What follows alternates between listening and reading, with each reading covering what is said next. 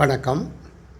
2025 தரம் 5 புலமைப் பரிசில் அரச பரீட்சை வினாத்தாள் 2 49வது வினா சுற்றாடல் சார்ந்த செயற்பாடுகள் பாடப்பகுதியில் 49வது வினா.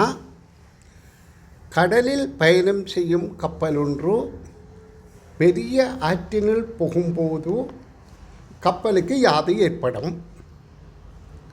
அப்போ கடல் உப்பு நீர் செறிவு கூடியது, ஆற்று நீர் உப்பு நீர் அல்ல, சாதாரணமான நீர், அது செறிவு குறைந்தது.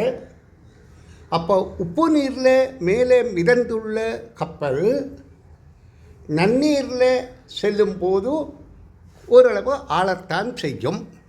அப்போ அதற்கான விடை கடலில் மூழ்கி இருந்த மட்டத்தை விட ஓரளவு கீழே மூழ்கும் என்ற இரண்டாவது விடை.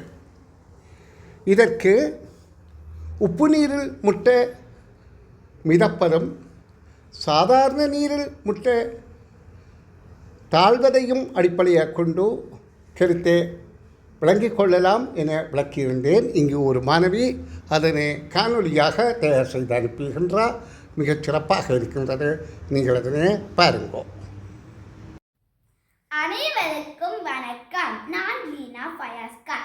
நல்ல முட்டையை இனங்காணல். தேவையான பொருட்கள்: 2 கண்ணாடி குவளைகள், உப்பு கரைசல் 2 முட்டைகள். சாதாரண நீரில் முட்டையை இட்டபோது அது அமிழுகின்றது. உப்பு கரைசல் உள்ள நீரில் முட்டையை இட்டபோது அது மிதக்கின்றது. ஆகவே சாதாரண நீரில் நல்ல முட்டையை இட்டபோது அது அமிழும். உப்பு கரைசல் உள்ள நீரில் முட்டையை இட்டபோது அது மிதக்கும். நன்றி.